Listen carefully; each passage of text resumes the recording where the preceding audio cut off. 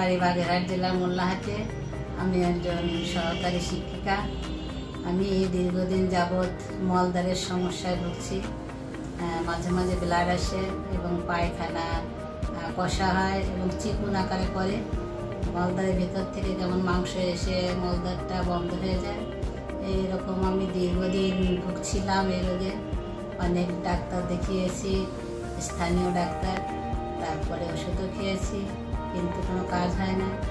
পরে আমার এক ভাই, তিনি ডাক্তার জওহরলাল সিংহের কথা বলেছেন। উনি ঢাকা থাকেন, ঢাকা সহযোগী অধ্যাপক মেডিকেল কলেজে। আমি ওনার নাম শুনে তারপরে খুলনায় আসি। Khulna gastro liver and colon rectum research সেন্টারে আমি আসেন সপ্তাহে। আমি শুক্রবারে আসি। উনি আমাকে কোলোনোস্কোপি করার কথা বলেন।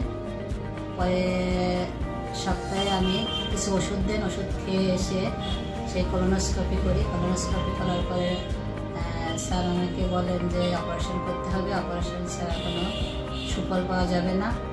তারপরে অপারেশন হয় ওই দিনই, লেজার অপারেশন, অত্যাধুনিক যন্ত্রপাতির সাহায্যে করেন এবং আমি সুস্থই ছিলাম। অপারেশনের পরে আমার কোনো সমস্যা হয় নাই। অপারেশনের পরে গরম পানিতে আমার বসা লাগে নাই এবং ওই যে মল ধরে রাখতেও কোনো সমস্যা হয় নাই আমার। আমি ঠিকমতোই পায়খানা করছি, মলদ্বারে কোনো সমস্যা হয়নি এবং আমার গজও ভরা লাগে নাই, গরম পানিতে বসা লাগে নাই।